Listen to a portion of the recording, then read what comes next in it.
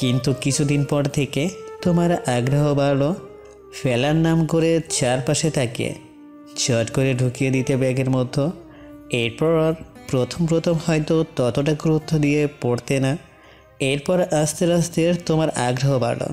রোজ অপেক্ষা করলে সেই কাঙ্ক্ষিত সময়ের, সেই চিঠির। এরপর কিছুদিন আমি আর চিঠি দিলাম না। তোমার মন খারাপ হলো, কৌতূহল হলো, নিরাশ হলে, আগের চেয়ে বেশি উদ্গ্রীব হয়ে অপেক্ষা করলে চিঠির জন্য। এরপর মাঝে মাঝে ইচ্ছা করে চিঠি দিতে দেরি করলাম। এতে তোমার কৌতূহল আরও বাড়ল। সেই বাড়তে থাকা কৌতূহল অপেক্ষার সাথে মিলমিশিয়ে ধীরে ধীরে রূপ নিল নতুন এক অনুভূতির, যার নাম প্রেম। তুমি বলেছিলে এই প্ল্যানে সামিল ছিল দুইজনে, তবে আরেকজনকে?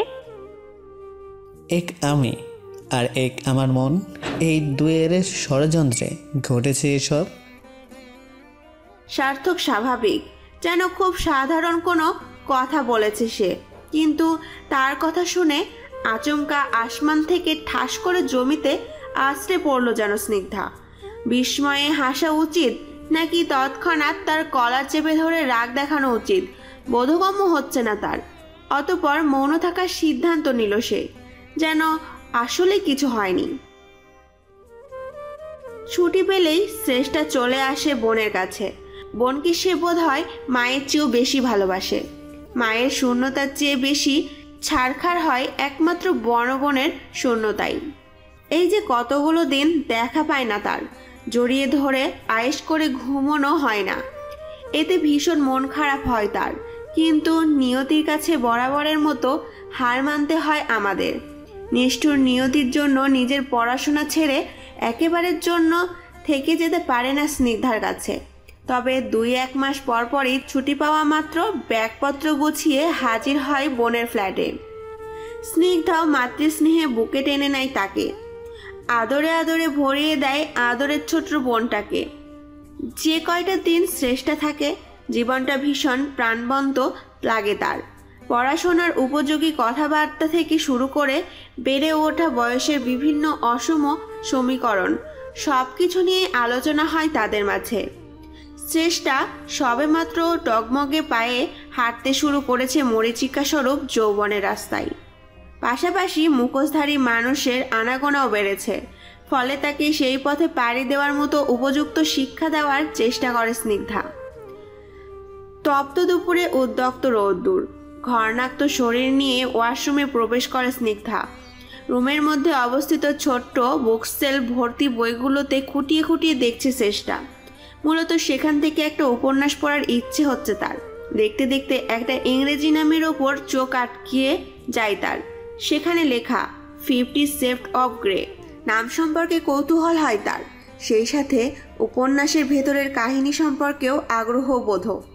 সেলফ থেকে বইটা বের করে কভার পেজ দেখে খানিকটা ইতস্তত বোধ হয় তার। এক তরুণীকে দেওয়ালের সাথে চেপে ধরে মূলত কিস করার চেষ্টা করছে এক তরুণ। কভার পিক দেখে ধারণাই করা যায় এটা একটা রোমান্টিক উপন্যাস, আর ইংলিশ রাইটারদের লেখা একটু খোলামেলাই হয়। শ্রেষ্ঠা আগেও পড়েছে ইংলিশ উপন্যাস, তবে সেটা ছিল থ্রিলার ধর্মী। কভারের পিক দেখে পড়বে কি পড়বে না খানিকটা দোটানাই ভুগছিল সে। অতঃপর মনে পড়ে জর্জ এলিয়ট নামক এক রাইটারের লেখা একটা বাক্য, ডোন্ট জাজ a book by its cover. Erika Leonards James নামক একজন বিখ্যাত লেডি রাইটারের লেখা বই 50 Shades of Grey। বইটা নিয়ে বিছানায় আয়েশ করে বসল চেষ্টা। বইটা খুলে মাত্র পড়তে শুরু করবে এমন সময় হঠাৎ করে কলিং বেল বেজে ওঠার শব্দে খানিক বিরক্ত হলো সে। বইটা এক পাশে রেখে একবার তাকালো ওয়াশরুমের বন্ধ দরজার দিকে। ভেতর থেকে পানির শব্দ ভেসে আসছে, তার মানে স্নিগ্ধার বের হতে সময় লাগবে। তাই বিরক্তিকর ভাবটা মন থেকে সরিয়ে সে নিজেই চলে গেল গেট খোলার উদ্দেশ্যে। দরজার সামনে দাঁড়ানোর বলিষ্ঠদেহী একজন পুরুষ আষ্টে পৃষ্ঠে জড়িয়ে ধরেছে চেষ্টাকে। শুধু জড়িয়ে ধরেই ক্ষান্ত নয় সে, বরং অনবরত একের পর এক চুমু খেয়ে যাচ্ছে তার গলায় ঘাড়ে। তার 2 হাত নির্লিপ্তভাবে ছুটে চলেছে চেষ্টার দেহের বিভিন্ন বাঁকে। আকস্মিত এহেন আক্রমণে বিস্ময়ে কিং কর্তব্য জবিমুর সে শরীরের সমস্ত শক্তি দিয়ে ধাক্কা দেওয়ার চেষ্টা করেও বলিষ্ঠদেহী একজন পুরুষের সাথে ধস্তাধস্তি করে পেরে উঠছে না সে। অতঃপর পায়ের সাহায্যে পুরুষটির স্পর্শকাতর স্থানে আঘাত করতেই দ্রুত তাকে ছেড়ে দেয় সে। ব্যস্ত হয়ে পড়ে নিজেকে নিয়ে, যদিও খুব বেশি জোরে হিট করেনি সে। শুধুমাত্র নিজের আত্মরক্ষার জন্য তার থেকে ছাড়া পেতে যেটুকু ব্যথা দেওয়ার প্রয়োজন সেটুকুই দিয়েছে। খানিকটা দূরত্বে দাঁড়িয়ে দুটো মানুষ, একজনের চোখে মুখে স্পষ্ট অনুতাপ আর অপরজনের রাগী দৃষ্টি। এতক্ষণে যেন একে অপরকে খেয়াল করেছে তারা। ছেলেটাকে শ্রেষ্ঠা চেনে, স্নিগ্ধার বন্ধুমহলের একজন সে, নাম সার্থক। সার্থক ও শ্রেষ্ঠাকে চিনছে বেশ ভালো করেই। স্নিগ্ধা তার পরিবারের সকলের ছবি বেশ কয়েকবার দেখিয়েছিল তাকে, সেখানেই দেখেছিল সে শ্রেষ্ঠাকে। তবে দুজনের প্রথম পরিচিতি এভাবে হবে তা কল্পনাতীত ছিল। আড়ষ্টতা ভেঙে প্রথম কথা বলল সার্থক। I am sorry, extremely sorry. বিশ্বাস করো, আমি গ্রহণাক্ষরেও টের পাইনি যে দরজার এই পাশের মানুষটা স্নিগ্ধা না হয়ে অন্য কেউ। অভ্যস্ত এভাবে। তার কণ্ঠে অপরাধ বোধ, সেই সাথে খানিক দ্বিধা। অভ্যাসবশত মানে? সত্যি করে বলুন, আপনাদের মাঝে সম্পর্ক কি? সার্থক আশেপাশে তাকাচ্ছে বারবার। শ্রেষ্ঠার উচ্চকণ্ঠের শব্দ বাইরে যাচ্ছে। ব্যাপারটা বোধগম্য হতেই দরজা লাগিয়ে সার্থককে ভেতরে আসতে ইশারা করলো সে। এই বাড়ির একটাই রুম, একটাই কিচেন, একটাই ওয়াশরুম। একপাশে বাইরের দিকের খানিকটা অংশ জুড়ে ফাঁকা ঝুলন্ত ব্যালকনির মতো। অগত্যা সার্থক বেডরুমে এসে বসলো। তার পাশেই বেডে ওপর করে রাখা রয়েছে 50 Shades of Grey বইটা। বইটা তুমি পড়েছিলে? বইটা হাতে নিয়ে ওলটপালট করে দেখতে দেখতে সার্থক প্রশ্ন ছুড়ে দিল শ্রেষ্ঠার দিকে। সার্থকের স্বাভাবিক কণ্ঠ শুনে বেশ অবাক হলো শ্রেষ্ঠা। কিছুক্ষণ আগে পর্যন্ত এই কণ্ঠে ছিল রাজ্যের অপরাধবোধ, কেমন যেন লজ্জায় গুটিয়ে যাওয়ার এক মনোভাব। কিন্তু আচমকাই যেন রং বদলে গেল তার। কণ্ঠ স্বাভাবিক, যেখানে নেই কোনো অপরাধবোধের ঠাঁই। কিন্তু আমি আপনাকে কিছু প্রশ্ন করেছিলাম। উত্তম, তা করেছিলে বইয়ে? সার্থকের নির্লিপ্ততা দেখে অবাক না হয়ে পারে না শ্রেষ্ঠা। অতঃপর রাগী কণ্ঠে বলে, কিন্তু কোনো জবাবদিহিতার প্রবণতা দেখছি না আপনার মাঝে। শ্রেষ্ঠার কণ্ঠ গম্ভীর, কাট কাট তার জবাব। এসবের মাঝেও হাসলো সার্থক, ঠোঁট চেপে হেসে বলল, কিছুক্ষণ আগেও বাচ্চা সুলভ স্বভাবের বাবা মানুষটাকে দেখে আমার অপরাধ বোধ মনে হচ্ছিল। খুব অনৈতিক একটা কাজ করে ফেলেছি ভেবেই গিল্টি ফিল হচ্ছিল। But I was totally wrong. I ডেল্ট story পড়া মানুষটা কখনো বাচ্চা সুলভ হতে পারে না। আর একজন প্রাপ্তবয়স্ক নারীর সাথে এটুকু মজা তো করাই যায়, তাই না? কথাটা শেষ করেই শ্রেষ্ঠাকে চোখ টিপ দিল সার্থক। রাগে উত্তেজনায় প্রায় হিসিয়ে উঠল শ্রেষ্ঠা। বিশ্বাস করুন, আপনার যে খারাপ মানুষের সাথে আমার এত বছরের জীবনে কখনো পরিচিত ঘটেনি, আর না কখনো ঘটবে। কথাটাতে যেন বেশ মজা পেল সার্থক, হাসতে হাসতেই বলল, ইউ আর ড্যাম অ্যাক্টিভ। তোমার বোনের চেয়েও দারুণ পড়ে। আর ছি, লজ্জা করে না আপনার? সবচেয়ে অবাক করার বিষয় হলো, রাগের চেয়ে বেশি বিস্মিত হচ্ছি আমি ক্ষণে ক্ষণে। আমার আপু ছোট থেকে প্রতিটা পরীক্ষায় প্রথম হয়ে এসেছে, অথচ জীবনে এত বড় একটা পরীক্ষায় তার এভাবে ফেল করে যাওয়া অবিশ্বাস্য লাগছে আমার। মানলাম আপুর সাথে আপনার বিশেষ কোনো সম্পর্ক রয়েছে, তাই বলে আমাকে যাচ্ছে তাই বলার কোনো অধিকার রাখেন না আপনি। আমি স্নিগ্ধা আপু নই, আর না আপুর মতো এত সহজ সরল।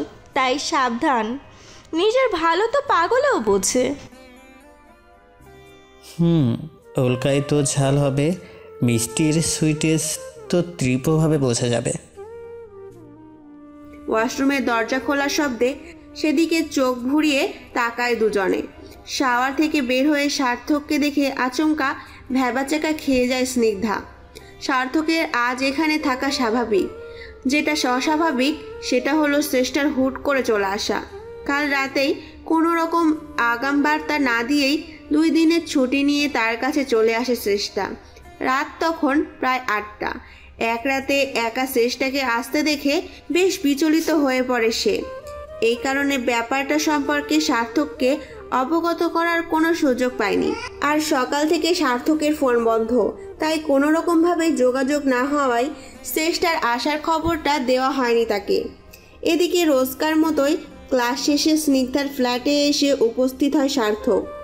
ফলে গেট খুলতে যাওয়া মানুষটা স্নিগ্ধা না হয়ে অন্য কেউ হবে, এই বিষয়টাও মাথায় আসেনি তার। পরের দিন ভোর হওয়ার আগেই কাউকে কিছু না জানিয়ে বাড়ি ফেরে শ্রেষ্ঠা। দমবন্ধ গিয়ে আসছিল তার ওই বাড়িতে। অবচেতন মন বারবার টের পাচ্ছিল কোথাও কিছু ভুল হচ্ছে। সার্থক ভালো ছেলে নয়, স্নিগ্ধা ঠকছে, খুব বাজে রকমভাবে ঠকছে। এই একটা বিষয় তাকে সারা রাত ঘুমাতে দেয়নি। স্নিগ্ধার পাশে শুয়েই পুরোটা রাত নির্ঘুম কেটেছে তার। অসহনীয় রাতের প্রহরে বারবার মন চেয়েছে স্নিগ্ধাকে ডেকে সব কিছু সত্যি বলে দিতে, কিন্তু এত কিছু বলার মতো সাহস তার ছিল না, আর না পারছিল সব কিছু মেনে নিতে। সার্থকের করা স্পর্শগুলো কাটার মতো ফুটছিল তার সারা শরীরে। তাই তো ভোর হওয়ার আগেই কাউকে কিছু না জানিয়ে বের হয়ে গিয়েছিল বাড়ি থেকে। ঘুম থেকে উঠে পুরো বাড়ির কোথাও শ্রেষ্ঠাকে খুঁজে না পেয়ে ক্রমে অস্থির হয়ে পড়েছিল স্নিগ্ধা। হঠাৎ বালিশের তলায় রাখা ছোট্ট একটা চিরকুট পাই সে। হয়তো তোমার কাছে আমার আর কখনো আসা হবে না, আর বাহানা খুঁজবো না ছুটে আসার। তোমার ওই শরীরে জীবনের পথে বাধা হয়ে দাঁড়াবে না কেউ। তুমি আর আগের মতো নেই আপু, একটুও আগের মতো নেই। তোমার শরীরে সেই আগের মতো স্নিগ্ধা মা গন্ধ পাই না, বরং সেখানে থাক সেসব কথা। আর আসবো না আমি, খুঁজবো না তোমায় এখানে সেখানে, আর ভালোবাসবো না, অকারণে বিরক্ত করব না। তুমি কিভাবে এমন হলে আপু, আমি বিশ্বাসই করতে পারছি না। সেই সহজ সরল মেয়েটা, যাকে এই দুনিয়ার সবচেয়ে বেশি ভালোবাসতাম, যার মতো হওয়ার স্বপ্ন দেখতাম, সেই মানুষটার আর কোনো অস্তিত্ব নেই। শহরের হাওয়া বদলে দিয়েছে তাকে, বদলেছে তার শরীরকে, সেই সাথে শরীরের চাহিদাকে। এতটুকু বোঝার মতো বড় আমি হয়েছি, ওই বিছানায় আমার ঘুম হবে না যেখানে তুমি মেতেছ অন্য খেলায়। সেই বিছানা আমাকে কামড়ে ধরেছে, যেন ঘিন ঘিন করছে শরীর, চাইলেও আটকাতে পারছি না তোমার প্রতি আসক্ত ঘৃণাটুকু। তুমি কিভাবে পারলে? মা বাবার কথা ভাবলে না একটুও? আমি আর কখনো তোমার কাছে যাব না আপু, কখনো না। সব শেষে বলবো, তুমি মানুষ চিনতে শেখোনি আপু। চিঠিটা পড়ার পর পুরোটা দিন থম মেরে বসেছিল স্নিগ্ধা। ভেতরে ভেতরে অপরাধবোধে ভুগছিল। শ্রেয়া তার চেয়ে বেশ কয়েক বছরের ছোট। সার্থকের সাথে গড়ে ওঠা সম্পর্কের কথা এভাবে শ্রেয়ার সামনে খোলাসা হবে সে কখনো ভাবেনি। বরং এমন একটা সম্পর্ক সে নিজেও কখনো চায়নি। সে তো একটা সুস্থ স্বাভাবিক সম্পর্ক চেয়েছিল। তবুও কিভাবে যেন এই সম্পর্ক ক্রমে হয়ে উঠল শারীরিক সম্পর্কে। সার্থকের ভালোবাসায় অন্ধ হয়ে গিয়েছিল স্নিগ্ধা। তাই তো তাকে হারানোর ভয়ে হুট করেই নিজেকে সঁপে দেয় তার কাছে। কারণ ছেলেরা নাকি মনের চেয়ে শরীর চেনে বেশি। সে তো এই অচেনা শহরে একটা চেনা মানুষ চেয়েছিল, তাকে বোঝার মতো, তাকে ভালোবাসার মতো মানুষ। কিন্তু শ্রেয়া যে ভুল বুঝলো তাকে। শ্রেয়া কি সত্যি আর কখনো আসবে না তার কাছে? পুরোটা দিনে রুমবন্দি স্নিগ্ধাকে 50 কল দিয়েছে সার্থক।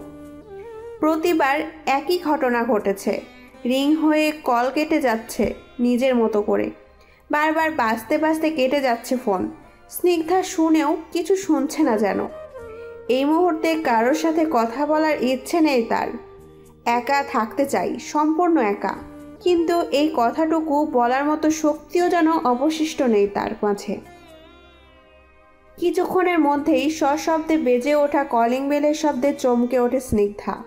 ইচ্ছে না থাকা সত্ত্বেও ক্লান্ত পায়ে এগিয়ে যায় গেট খোলার উদ্দেশ্যে। গেট খুলে সার্থককে দেখেও যেন কোনো প্রতিক্রিয়া নেই তার মাঝে। উল্টো ঘুরে আগের মতোই ফিরে আসে রুমে। সার্থক নির্বাক, ফ্যাল ফ্যাল চাউনিতে চেয়ে আছে শুধু তার দিকে। এতগুলো মাসে স্নিগ্ধা এতটা উদাসীন, এত বেশি আনমনা আর কখনো দেখেনি সে। প্রায় 2 বছর পর ছুটিতে বাড়ি ফিরেছে স্নিগ্ধা। তাকে ঘিরে বাড়িতে তুমুল আয়োজন। শিমুল নিহার ব্যস্ত নানান বাহারি আয়োজনের হুল্লারে। আজ কতগুলো দিন পরে কলিজার টুকরো মেয়েকে 2 চোখ ভরে দেখছেন তিনি। আবেগে চোখ দুটো ভরে আসছে তার বারে বারে। শাড়ির আঁচল টেনে চোখের কোণের জলটুকু সন্তর্পণে মুছে ফেলেন তিনি। কিন্তু আবারও কিছুক্ষণের মাঝে ভরে আসে তার চোখ। ছলছল দৃষ্টিতে তাকিয়ে থাকেন দূরে সোফায় বসে থাকা মেয়েটার দিকে। খুঁটিয়ে খুঁটিয়ে দেখতে থাকেন তার সব কিছু।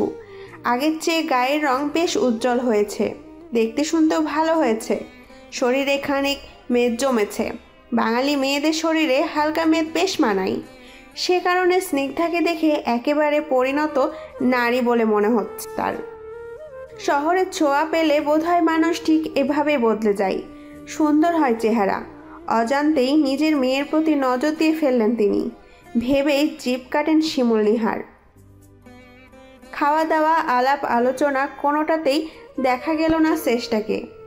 অসুস্থতার বাহানা দেখিয়ে পুরোটা দিন শুয়ে থাকলো রুমে। অথচ এই তো কয়েক মাস আগেও এই মানুষটাকে সে কত ভালোবাসতো। ঠিক যেমন আলপিন ছুটে যায় চুম্বকের টানে, মানে না কোনো বাধা বিঘ্ন, সেভাবেই ছুটে যেত সে। অথচ আজ সে সব কিছু স্নান, অনুভূতিরাও নির্জীব। সেদিন হুট করে বাড়ি ফেরায় অনেক প্রশ্নের সম্মুখীন হতে হয়েছিল তাকে। তবুও সত্যিটা প্রকাশ করেননি সে। কিন্তু একলা রুমে কেটেছে প্রত্যহ। দহনে দহনে শেষ হয়েছে প্রতিটা মুহূর্তে। পুরো দুনিয়া ওলটপালট হয়ে গেছে তার। যন্ত্রণায় বোধ হয়ে কেটেছে প্রতিটা প্রহর। মাঝরাতে ঘুমের ঘোরেই ফুপিয়ে ফুপিয়ে কেঁদে উঠেছে সে।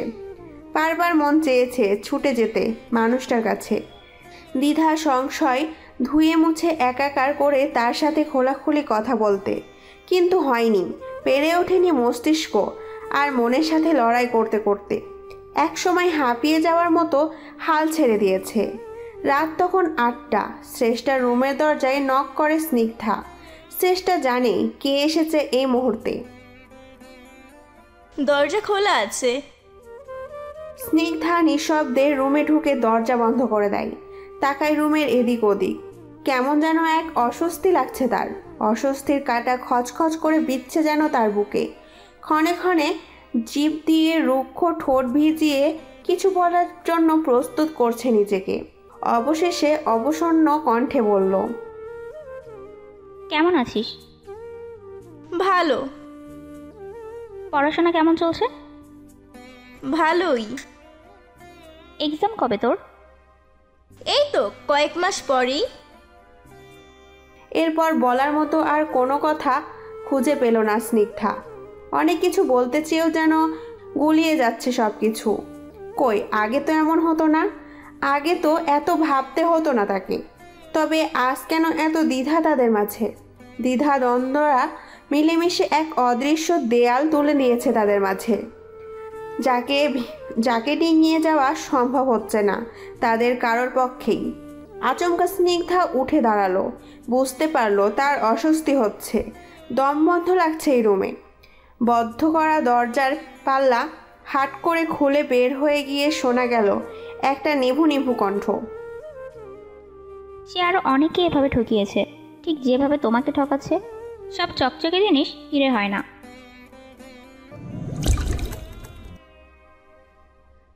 মামনি, তুমি কাঁদছো?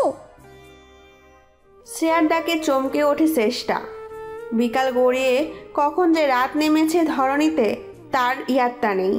কাপের কফিটা এতক্ষণে ঠান্ডা জল। চোখের কার্নিশ ছাপিয়ে উপচে পড়ছে জলের ধারা। নিঃশব্দ কান্না। অতীতের স্মৃতিচারণা নয়, বরং যেন অতীতের মাঝে বাসছিল সে এতক্ষণ। কতগুলো বছর কেটে গেল, তবুও সেই দিনগুলো আজও গেঁথে আছে বুকে।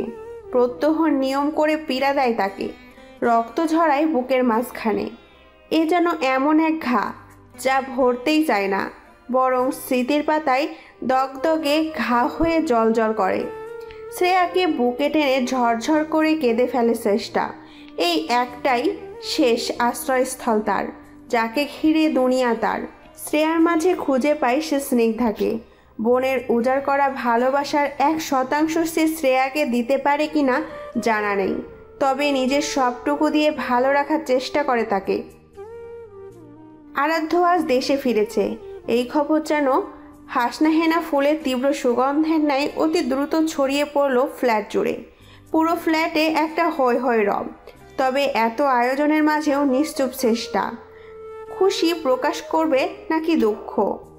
আর খুশি হলেও তার কোনোরূপ কারণ খুঁজে পাচ্ছে না চেষ্টা, কিংবা হয়তো খোঁজার চেষ্টাই করছে না। সে তো আর বাড়ির মালিক নয়, তবুও তার আগমনী বার্তায় যেন উৎসব নেমেছে পুরো ফ্ল্যাট জুড়ে। চেষ্টা বাদে ফ্ল্যাটের সকলে নেমে এসেছে নানা আয়োজনে। সকলের পুরোদস্তর প্রচেষ্টায় সন্ধ্যার আগে আগেই সেজে উঠল বাড়ি। লাইটিং থেকে শুরু করে ফুল কিছুই বাদ রাখেনি যেন। তাদের ফ্ল্যাটের নিচতলায় একটা বিশাল হল রুম আছে।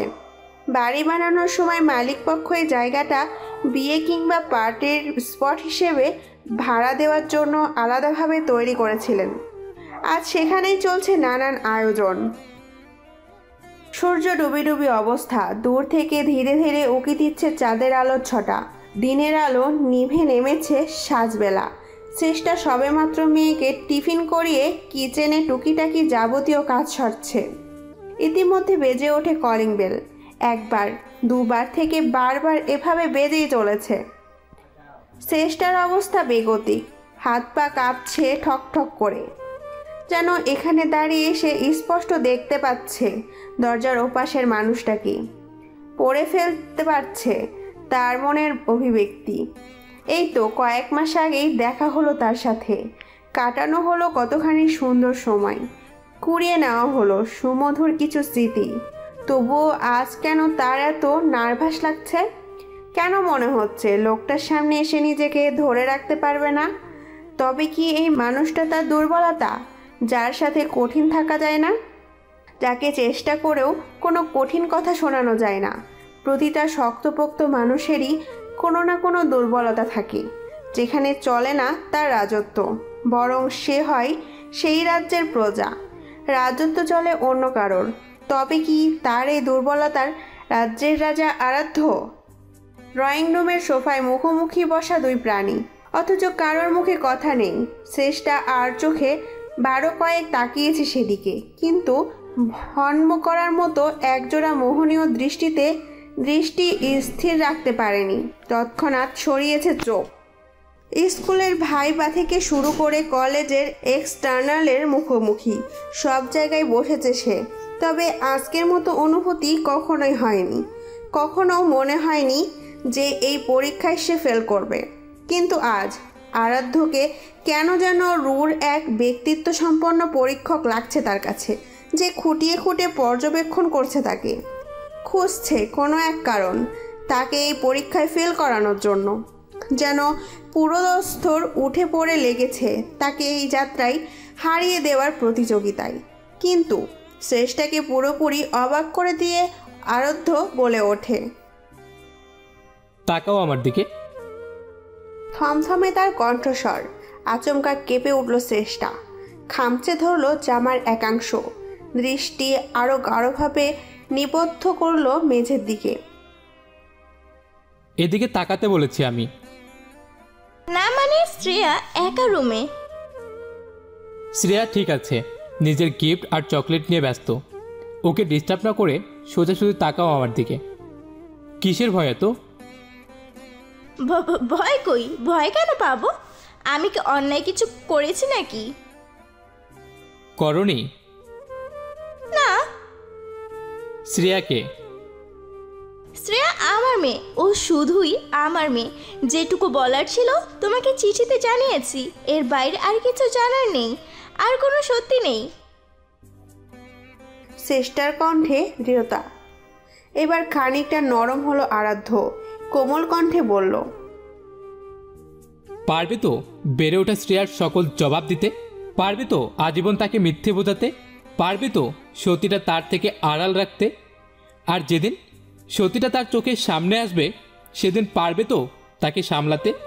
পারবে তো নিতে সেই দায়ভার? যেখানে তার জীবনের সবচেয়ে গুরুত্বপূর্ণ বিষয়গুলো তার থেকে আড়াল করার জন্য দোষারোপ করবে সে? পারবে তো তার ঘৃণা ভরা দৃষ্টি সহ্য করতে? চকিতে চোখ তুলে তাকায় চেষ্টা, কাঁপা কাঁপা কণ্ঠে বলে ওঠে, শ্রেয়া আমার মেয়ে, এর বাইরে আর তো কোনো পরিচয় নেই ওর। বিয়ে না করেই তার মামনি? কিভাবে তার মামনি হয়ে গেল? এই প্রশ্নটা করা কি খুব অস্বাভাবিক? সমাজ তো আর তোমার মতো চুপ করে থাকবে না, নানাভাবে উত্তপ্ত করবে তার মন মস্তিষ্ককে। আরাধ্য, আমি এসব নিয়ে কথা বলতে চাই না। ফিরে আসার আগে নিজের অনুভূতির কথাটা আপনাকে জানিয়েছিলাম। সেই সাথে মনে হয়েছিল আমার জীবনে ঘটে যাওয়া নোংরা এক লোকের ছোঁয়া। সেই বিষয়টা আপনার জানা উচিত। এছাড়া আপনার জানার আয়ত্তের মধ্যে থাকা সম্ভাব্য সব কথাই আমার মনে হয় আপনি জানেন। এরপরের সিদ্ধান্ত আপনার। আমি অপেক্ষা করেছি, তবে আজ এই আচরণ প্রত্যক্ষভাবে বয়ান দিচ্ছে আপনার উত্তরের। আর কিছু বলার না থাকলে আসুন। তাড়িয়ে দিচ্ছ? যে নিজে থেকে চলে যেতে চায় তাকে তাড়িয়ে দেওয়া নির্বুদ্ধিতার পরিচয়। আমি শুধু আপনাকে রাস্তাটা দেখিয়ে দিলাম। বাড়িতে এক্সট্রা ম্যাট্রিক্স আছে তো, নাকি থেকে যেতে গেলে ম্যাট্রিক্স আমাকেই কিনে আনতে হবে? মানে? বাই এনি চান্স তুমি আমাকে তোমার রুমে তোমার বেডে পাশাপাশি কাছাকাছি ঘুমানোর জন্য বলছো না তো? ভ্রুকুচকে আরাধ্যর মতিগতি বোঝার চেষ্টায় রত চেষ্টাকে দেখে আচমকা শব্দ করে হেসে দেয় আরাধ্য। আরাধ্য ঠাট্টা বুঝতে পেরে বেশ খানিকটা লজ্জা পায় চেষ্টা। অচেনা দেশে এক ফ্ল্যাটে থেকেও যে ছেলেটা সুযোগ নেয়নি, তোমার কি মনে হয় সে এই পরিচিত জায়গায় সুযোগ নিতে চাইবে? নিজের নির্বুদ্ধিতাই নিজে লজ্জা পেল চেষ্টা। আসলেই তো, তার যদি সুযোগ নেওয়ার হতো তবে তেমন অনেক সুযোগ সে পেয়েছে, তবুও কখনো বাজেভাবে স্পর্শ তো দূর, ইচ্ছাকৃত ছুঁয়েও দেয়নি তাকে। বরং বেশ কয়েকবার সে নিজেই উত্ত্যক্ত করেছে আরাধ্যকে। কি ভীষণ পরিমাণ কন্ট্রোল নিজের ওপর করলে একটা মানুষ সেই মুহূর্তেও নিজেকে সামলে নেয়। প্রশ্ন এড়াতে লাজুক কণ্ঠে চেষ্টা বলে, হুট করে এত আয়োজনের কারণ? সেটা তো সময় হলেই জানতে পারবে। এখন রুমে গিয়ে রেডি হয়ে নাও, আমি নিচে অপেক্ষা করছি। প্রবাহমান সময়ের ধারায় কিছু থেমে থাকে না। সময়ের সাথে পাল্টায় পরিস্থিতি। কখনো কখনো পরিস্থিতিও হয়ে ওঠে জটিল, তো কখনো সরল। আরাধ্য আর চেষ্টার জীবনের সবচেয়ে জটিল মুহূর্তটা বোধহয় শুরু হয়ে গেছে। সেদিন রাতে সকলের সামনে হাতে হাত রেখে স্বীকৃতি পাওয়া মেয়েটা আজ ছন্নছাড়া। অনেকখানি লক্ষ্যভ্রষ্ট, জীবনের কুল কিনারা খুঁজতে গিয়ে উথাল পাথাল অবস্থা। আয়োজনটা মূলত একটা গেট টুগেদার হিসেবেও থাকলেও সেদিন সকলের সামনে চেষ্টাকে বিয়ের প্রস্তাব দেয় আরাধ্য। সেই সাথে এটাও বুঝিয়ে দেয় তার অতীত নিয়ে কোনো মাথা ব্যথা নেই আরাধ্যর। তার সব কিছু চিন্তা তাদের ভবিষ্যৎ নিয়ে। চেষ্টার বাবা মা তাদের এই সিদ্ধান্তে খুশি হলেও অসন্তোষ রিয়ে গেল আরাধ্যর মায়ের। যদিও এর আগে ছেলের সাথে এ বিষয়ে বেশ কথা কাটাকাটি হয়েছে তার, কিন্তু ছেলে নাছোড়বান্দা, এই মেয়েকে ছাড়া সে বিয়ে করবে না, এমনকি দেশেও ফিরবে না তার। অগত্যা বাধ্য হয়ে এই সম্পর্কটা মেনে নিতে হয়েছে তাকে, নয়তো অন্যের সন্তানের বোঝা নিজের ছেলের ঘাড়ে কিছুতেই চাপাতে দিতেন না তিনি। যেখানে শুরু থাকে সেখানে অন্তও থাকে। তাই তো শখের পুরুষকে পেয়ে অতীতকে ভুলতে বসা চেষ্টার সামনে হুট করে খুলে যায় অতীতের আরও একটা পাতা। সেদিন চেষ্টাকে নিয়ে প্রথমবারের মতো নিজের বাড়িতে গিয়েছিল আরাধ্য। প্রাথমিকভাবে নাকচ করলেও আরাধ্য জোড়াজড়িতে এক প্রকার বাধ্য হয়েই তার সঙ্গ দেয় চেষ্টা। বাড়ির ড্রয়িং রুমের এক সাইডে টাঙানো বড়সড় একটা ফটো ফ্রেম সাধারণের চেয়ে বেশ বড় হওয়ায় কৌতূহলবশত সেটা দেখার আগ্রহ নিজের মাঝে চেপে রাখতে না পেরে সেদিকে এগিয়ে যায় চেষ্টা। ফ্রেমের সামনে দাঁড়িয়ে সেদিকে তাকাতেই নিঃশ্বাস আটকে আসে তার। শরীর কাঁপতে থাকে মৃগী রোগীদের মতো। নিঃশ্বাসের গতি আচমকা মাত্রা ছাড়িয়েছে। এক পা দু পা করে পিছাতে পিছাতে টেবিলের কোণে লেগে পড়ে যায় সে। শব্দ পেয়ে রুম থেকে ছুটে আসে আরাধ্য। শ্রেষ্ঠার অস্বাভাবিক আচরণ আর গোংরানো দেখে ভয়ে প্রাণ তার ওষ্ঠাগত। আচমকা শ্রেষ্ঠার এহেন আচরণের কিছুই বুঝতে না পেরে তার মাথা টেনে নেয় বুকে। দুই হাতে জড়িয়ে নানাভাবে সান্ত্বনা দেওয়ার চেষ্টা করে তাকে। সেই প্রচেষ্টা সফলও হয়। ধীরে ধীরে শান্ত হয়ে আসে শ্রেষ্ঠা, কিন্তু তার দৃষ্টি নিবদ্ধ হয় সেই বড় ধরনের বাঁধানো ফ্রেমের দিকে। প্রতিশোধ, এটা কোনো ডায়েরির নাম হতে পারে? শ্রেষ্ঠার বুক সেলফের একদম শেষের দিকে খানিকটা আড়ালে থাকা এই ডায়েরির নাম দেখে অনেকখানি অবাক হয় আরাধ্য। প্রতিশোধ? কিসের প্রতিশোধ? আর এই নামে কোনো ডায়েরি হয় নাকি? কার প্রতি শ্রেষ্ঠার এতখানি রাগ, এতখানি উন্মত্ততা? আরাধ্য ডায়েরিটা হাতে নিয়ে জমে থাকা ধুলোগুলো পরিষ্কার করে। অতঃপর প্রথম পাতা ওল্টাতেই যা দেখে তাতে তার চোখ আখি কোটর হতে বের হয়ে আসার উপক্রম। সার্থক আহসান রুদ্র নামটুকু দেখে আতঙ্কে উত্তেজনায় শরীরের আর্দ্র প্রান্ত জুড়ে অদ্ভুত এক আলোড়নের রেশ ছড়িয়ে পড়ে। অদ্ভুতভাবে ঘামতে থাকে আরাধ্য শরীর। শরীরের প্রতিটা শিরা উপশিরায় ছড়িয়ে পড়ে শিহরণ। তিক্ত অচল বিস্ময়কার অনুভূতিরা রক্তের চেয়েও দ্রুত ছড়িয়ে পড়ে দেহপ্রান্তে। নির্বাক হতবুদ্ধি আরাধ্য নিজেকে ক্ষণিক সময়ের জন্য সমাতলে ব্যর্থ হয়ে ধপ করে বসে পড়ল চেয়ারে। তার মন বলছে বিষের চেয়েও বিষাক্ত কিছুর সাক্ষী হতে চলেছে সে। অস্বস্তিতে দরদর করে ঘামছে শরীর। আরাধ্য! শ্রেষ্ঠার কণ্ঠ শুনে আচমকা কেঁপে ওঠে আরাধ্য। ধ্যান জ্ঞান ভুলে শূন্য দৃষ্টিতে তাকায় তার দিকে। মাথার ওপর ফ্যান ঘুরছে আপন গতিতে, তবুও ঘামে জুবুথুবু অবস্থায় আরাধ্যকে দেখে ভ্রু কুচকিয়ে সন্দিহান চোখে তাকায় সে। আচমকা ভোল পাল্টে যাওয়ার মতো কোনো কারণ না খুঁজে পেয়ে সে এগিয়ে যায় আরাধ্যর কাছে। বেশ কিছুক্ষণ ধরে চলতে থাকা অন্তর্মুখী যুদ্ধের একটা মীমাংসা প্রয়োজন। মূলত এ কারণেই আজ আরাধ্যর এই বাড়িতে আসা, শ্রেষ্ঠার মুখোমুখি হওয়া। সেদিন বিধ্বস্ত অবস্থায় শ্রেষ্ঠাকে বাড়ি পৌঁছে দিয়ে এক মুহূর্তের জন্য স্বস্তি পায়নি আরাধ্য। ফলস্বরূপ বাড়ি পৌঁছেই কল করে শ্রেষ্ঠাকে। অথচ দুপুর গড়িয়ে বিকাল, বিকাল গড়িয়ে রাত হয়ে গেলেও ওপাশ থেকে কোনো সাড়া শব্দ নেই। যেন ওপাশের মানুষটা ইচ্ছে করেই তার সাথে যোগাযোগ করতে চাইছে না। অথচ দুজনের মাঝে এহেন আচরণের যৌক্তিক কোনো ঘটনাই ঘটেনি। চিন্তায় পুরোটা রাত নির্ঘুম কেটেছে তার। সকাল হওয়ার সাথে সাথেই শ্রেষ্ঠার ফ্ল্যাটের সামনে এসে সমানে কলিং বেল বাজলেও গেট খুলল না কেউই। সারা রাত নির্ঘুম থাকার ফলে আরাধ্য চোখ দুটো লাল টকটকে, ফুলেছেও কিছুটা, সেই সাথে জ্বলছে ভীষণ। উক্কো খুস্কো চেহারায় ক্লান্তির ছাপ। কেন যেন ছন্নছাড়া সর্বহারা এক দুর্বিষহ জীবন সত্তার প্রলেপ পুরোটা জুড়ে। খানিকটা সময় অতিবাহিত হওয়ার পরেও কেউ দরজা খুলল না। তবে সেই মুহূর্তে টুং শব্দে বেজে উঠল আরাধ্যর ফোনের মেসেজ টোন। সেখানে গোটা গোটা অক্ষরে লেখা মাত্র কয়েকটা বাক্য। স্রোতে ভেসে গিয়ে নেওয়া সিদ্ধান্তগুলো বোধ হয় ঠিক হয় না সবসময়। জীবনে সিদ্ধান্ত নিতে হয় ভেবে চিনতে। আমি আমার ভাবনার সময় চাই। ততদিন কোনোরূপ যোগাযোগ কিংবা হস্তক্ষেপ চাইছি না। ব্যবহার প্রেক্ষিতে এইটা বোধহয় বুঝে যাওয়া উচিত ছিল। হতবাক দৃষ্টিতে আরাধ্য তাকাই বন্ধ দরজার দিকে। কেমন যেন পাগল পাগল লাগছে তার। হুট করে ঘটে যাওয়া কোনো ঘটনার মস্তিষ্কে প্রবেশ করছে যেন। কি ঘটছে, কেন ঘটছে, কোনো সমীকরণই মেলাতে পারছে না সে। পুরোটা মেসেজের শেষ লাইনটাই শুধু বারংবার আঘাত হানছে মস্তিষ্কে। সেই সাথে মনের মাঝে চলছে তীব্র আলোড়ন। চলে যেতে গিয়েও সেদিন একবার শুধু পেছু ফিরে তাকিয়েছিল সেই বন্ধ দরজার দিকে। এরপর আর ফেরেনি এই মুখে।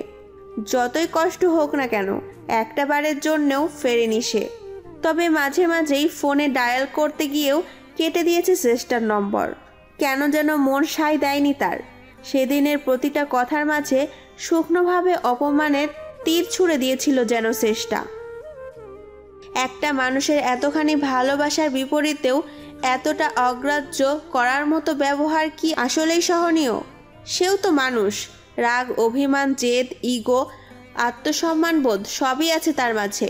কষ্ট তো তারও হয়, ভালোবাসা তো অন্যায় নয়।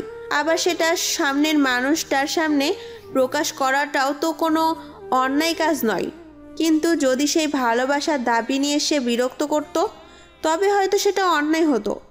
অন্যায় হতো অপরপক্ষের মানুষটার অনিচ্ছা সত্ত্বেও তার সামনে বারংবার ভালোবাসা জাহির করা। কিন্তু তাদের সম্পর্ক তো এমন নয়। এমনকি চেষ্টা নিজেই স্বীকার করেছে তার ভালোবাসা, স্বীকৃতি দিতে চেয়েছে তাদের নামহীন সম্পর্কের। তবে কিসের এত অবহেলা? নাকি শুধু রূপ সৌন্দর্য উপভোগ্য মানুষ মনে করে তাকে এহেন অপমানাত্মক কথা শোনাতে পারছে? 2 সপ্তাহ অতিবাহিত হয়েছে। আরাধ্য নিজের মতো জীবনযাপনের চেষ্টায় ভীষণভাবে ব্যস্ত। এহেন সময় হুট করে কল আসে চেষ্টার। গুরুতর মিটিং চলাকালীন সময়ে আসা ফোনটা অগ্রাহ্য করতে বাধ্য হয় আরাধ্য। 30 মিনিট সময়ের মাঝে মোট 2 বার কল করেছে চেষ্টা। মিটিং রুম থেকে বের হয়ে বাকি কাগজপত্র রেডি করতে করতে 2 ঘন্টা পেরিয়েছে। এর মাঝে আর কোনো কল না আসায় চেষ্টার ব্যাপারটা একেবারে ভুলতে বসেছিল সে। ফাইল রেডি করে জরুরি এক কল করার প্রেক্ষিতে ফোন উঠিয়ে হাতে নিতেই আরাধ্যর আচমকা মনে পড়ে চেষ্টার কথা। ঘড়ির কাঁটা তখন 3:25। তৎক্ষণাৎ কল ব্যাক করে আরাধ্য। বিনয়ী ভঙ্গিমায় হ্যালো বলার সাথে সাথেই ওপাশ থেকে ভেসে আসে তাচ্ছিল্যকর এক কণ্ঠস্বর। ডেটে ছিলে বুঝি? খুব বেশি ডিস্টার্ব করিনি তো? করেছি মনে হয়। I am extremely sorry. এগুলো কেমন ধরনের কথা চেষ্টা? আগে তো এভাবে কথা বলতে না আমার সাথে। তোমার কথা বলার ভঙ্গি কেমন বিশ্রী রকম লাগছে। কি হয়েছে তোমার? ফোনের ওপারে সশব্দে হাসে চেষ্টা, একেবারে অট্র হাসি যাকে বলে। অতপর হাসতে হাসতেই নিজেকে কোনো রকম কন্ট্রোল করে বলে, আইসি মিস্টার আরাধ্য খান, আমাকে তো এখন বিশ্রী লাগবেই। এটা একেবারেই স্বাভাবিক একটা ব্যাপার। কিছুদিন পর রেডিকিউলাস বলবেন, এরপর আর কথা বলতে পারল না চেষ্টা। হো হো করে হেসে উঠল সে। আরাধ্যর কেন যেন মনে হচ্ছে চেষ্টা আদৌ হাসছে না। কারোর হাসির এত করুণ হয় বুঝি? কারোর হাসির শব্দে বুকে চিনচিন ব্যথা হয় বুঝি? কেন যেন তার মনে হচ্ছে জীবনের সমস্ত তিক্ততা সে ব্যক্ত করছে এই হাসির মাধ্যমে। শব্দটা হাসির হলেও আদতে সে কাঁদছে। মুখে হাসি থাকলেও তার চোখে জল টলটলে। তবে কি আসলে কাঁদছে চেষ্টা? কোনো কারণে কষ্ট পেয়েছে সে? কে দিল তাকে এই কষ্ট? সে নিজে নয় তো। কিন্তু কষ্ট দেওয়ার মতো কোনো কাজ কি আদৌ সে করেছে? শ্রেষ্ঠা। কথার ভঙ্গিমা শান্ত, শীতল তার কণ্ঠস্বর। এটুকু একটা কথাই কি যেন ছিল। থেমে গেল চেষ্টার হাসি। কিছু সময় নীরবতা। এরপর হু হু করে কান্নায় ভেঙে পড়ল সে। সেই কান্নার শব্দ যে মুখ চেপে ধরে নীরবতা করার চেষ্টা করছে কিংবা গিলে ফেলতে চাইছে তা বুঝতে এক মুহূর্তও দেরি হলো না আরাধ্যর। তাই আর সময় অপচয় না করে কথা বলতে বলতেই সে বেরিয়ে পড়ল শ্রেষ্ঠার বাড়ির উদ্দেশ্যে। হাত ঘড়ির দিকে তাকিয়ে দেখে নিল সময় 4:15 বাকি। শ্রেয়ার স্কুল ছুটির সময় হয়েছে। অতপর কাউকে একটা মেসেজ করে বলে দিল শ্রেয়াকে স্কুল থেকে ড্রপ করার জন্য। সেই সাথে আজকের পুরো বিকেলটা যেন তাকে নিয়ে পার্কে ঘুরে বেড়ায় সে, এমন নির্দেশনাও দিল। তোমরা সবাই এক আরাধ্য। আমি কেন চিনতে পারলাম না? কেন বলো? কেন এলে আমার জীবনে তুমি? এভাবে বাঁচতে যে খুব কষ্ট হচ্ছে আমার। আমি সাধারণ চিন্তা করতে পারছি না কিছু। সব সময় যেন কোনো আতঙ্কের মধ্যে বাঁচছি। এ জীবনে আমার নিস্তার কি তবে নেই আর? I am fed up. দরজা খুলো। এতখানি আবেগী কথার বিপরীতে এহেন উত্তম আশা করেনি চেষ্টা। সেই সাথে হুট করে এমন কথা শুনে খানিকটা সময়ের জন্য হতভম্ব হয়ে গিয়েছিল সে। অতপর মস্তিষ্ক সাড়া দিতেই বুঝতে দেরি হয় না যে আরাধ্য দাঁড়িয়ে আছে বাইরে।